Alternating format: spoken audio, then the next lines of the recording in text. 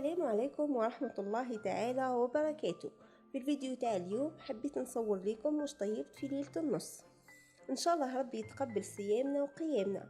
نبداو على بركة الله. راح ندير شوربة فريك وبوراك، راني من قبل دايرتهم في القناة، درك نحط لكم الرابط في صندوق الوصف. نمر لتحضير الشخشوخة، راح نخدم في نفس الوقت نديركم المقادير. عندي كمية من قطع تاع اللحم، لهنا راح نستعمل رقبة، وانتم كل واحد واش كاين عنده في المنزل يقدر يستعمل حتى الدجاج. حمص، حبة بصل مقطعة تكون قطع كبيرة شوية، وزيت. نجيب الكوكوط نحط فيها القطع تاع اللحم، لهنا القطع حسب أفراد العائلة. نضيف كمية البصل، لهنا استعملت حبة متوسطة. نضيفوا كمية الزيت، حنا راح نستعمل 2 ملاعق لانه راح ندير اللحم، واللحم تاعي راه فيه شويه شحم، على كذا ما كثرتش الزيت. نتوما كي تكونوا تحت تستعملوا الدجاج تقدروا تروحوا حتى 3 ملاعق تاع زيت ولا 4. نحطهم على النار يتقلوا. لهنا اللحم بدا يتقلى، نضيفوا الملح، فلفل اسود. لازم باش تجينا الماكله بنينه لازم ديما نقليو اللحم مليح في الملح والفلفل الاسود. كي تشوفوهم تقلاو ضيفوا نصف حبه تاع طماطم مرقيه. نضيفوا الطماطم المصبره تقريبا ملعقه ونصف طماطم مصبره. نضيفوا كميه، لهنا عندي تابل هرسته مع الثوم، انا ديما نحب في الاكله التقليديه نهرس في المهراس. تقدروا نتوما ترفوا الثوم وديروا التابل عادي. فلفل حلو ولا حار كيما حبيتوا، انا هنا راح نستعمل الحلو.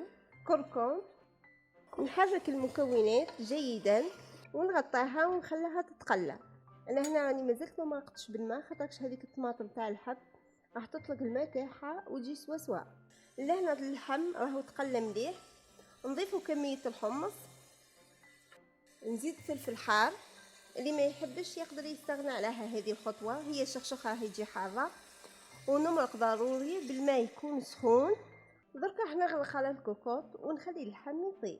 دركا لاصوص راهو طاب واللحم طاب، نطفي عليها من النار ونصفي لاصوص. نمر لمرحله التفوير تاع الشخشوخه. لهنا في الجفنه حطيت الشخشوخه، انا راح نستعمل هذه الشخشوخه راهي متوفره في الاسواق. نخلط الزيت مع الشخشوخه حتى يدخل هذاك الزيت في الشخشوخه. لهنا الدور تاع الزيت انه باكا كي نفور الشخشوخه ما تلصقش الحبات في بعضها. دركا كي ندخل الزيت مباشره في الشخشوخه نحطها في الكسكاس ونفورها التفويره الاولى. بعد ما فارت التفويره الاولى حطيتها في الجفنه وفرغتها من الكسكاس. نضيفوا كميه الملح ونبداو نرشوا فيها بالماء. دركا نخليها تتشرب الماء ونحطها تفور للفوره الثانيه. لهنا راهي فارطت الفوره الثانيه، هبطها من الكسكاس. شوفوا كيف تكون حبه بحبه ما تكونش معجنه. دركا نزيد نضيف كميه من الماء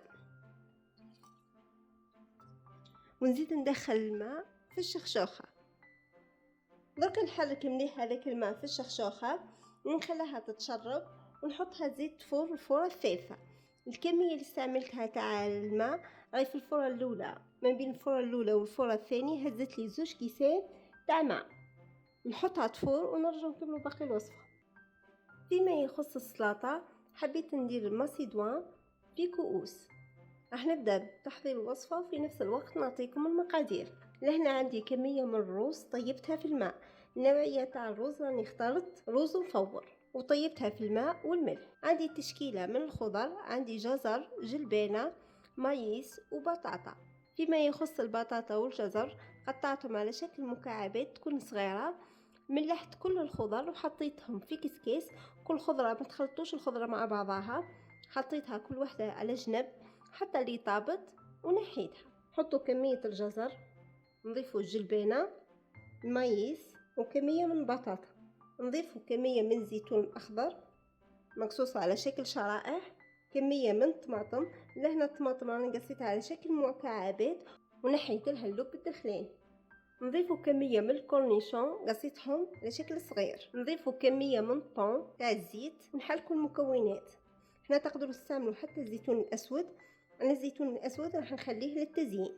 نجيبوا الكؤوس اللي راح تقدموا فيهم، انا اخترت هذوما الكؤوس. كمرحله اولى نحط المايس في الاسفل تاعها، فوق من المايس نضيفوا الجلبانه، نزيدوا فوق من الجلبانه نديرو الجزر. شوفوا الكأس من تحت كيف يكون بالطبقات. درك نجيبو السلطة تاع الورق، ماذا بكم اختاروا الالوان تكون لونها اخضر شويه، ونحطها في الحافه تاع الكاس. كي تحطوها في الكاس خرجوها على برا تجينا كيما الزهره. نضيفوا للخليط عصره تاع ليمون، نخلط المكونات ونحط مباشره في الكؤوس حتى تكملوا كامل الكؤوس بنفس الطريقه. الكؤوس راهي جاهزه. كلمسه اخيره نحطوا في الوسط المايونيز. فوق من المايونيز نحطوا زيتون اسود، نضيفوا الكورنيشون ونحطوه بحذا الزيتون. السلطه تاعنا جاهزه. درك نحطها مباشره فوق الطاوله. تقريبا راني خلصت كلش، مازالي غير نجمر الشخشوخه والبوراك. الشخشوخه ديما نجمروها في اللحظات الاخيره. قلت نبريباري البوراك نحطو يتقلى وفي نفس الوقت راح نجمر الشخشوخه. لهنا الورق تاع البوراك قسمتهم الى قسمين. شوفوا الورقه هذه الورق تاع الديول انا دايرتها في القناه، درك نحط لكم الرابط في صندوق الوصف. فيما يخص الحشوه لهنا حمصت اللحم مرحي مع البصل ملح وفلفل اسود. لهنا عندي كميه تاع البطاطا درت لها ملح وفلفل اسود مع النوس هريسه ونصف بيضه، عندنا زيتون مقطع وفرماج. وتبقى ديما الحشوه مساله اختياريه، كل واحد واش كاين عنده في المنزل. نهزو كميه قليله من البطاطا، فوق منها ندير اللحم المفروم، ما تهزلكمش كميه كبيره، ونبدا نهز الاطراف ونشكل على شكل سيجار. هذا هو الشكل تاعو. نحط مباشره في الصحن ونكمل كامل الحبات بنفس الطريقه. درك نحطها مباشره ونقلاها في الزيت. الشخشوخه راهي فارت. شوفوا القوام تاعها لازم تكون طريه شوي. درك نفرغ عليها لاصوص. بعد ما نفرغوا كميه لاصوص نحركوه ونجمروها على نار هاديه. نحرك هذاك لاصوص باش يدخل في الشخشوخه. كاينين الناس يديروا لها دهان، انا اليوم ما حبيتش ندير لها، غنخليها جست تتجمر في هذا لاصوص على نار هاديه، ومره على مره قلبوها باش ما تلصق لكمش لتحت. لا طابل راهي وجدت. هذه السلطه اللي درناها في الكؤوس. شوفوا شكلها جا هايل. وساعه ساعه نبدلوا، ما نبقاوش ديما نحطوها في الصحن. وهذه كفته باللحم المفروم محشيه بالجبن.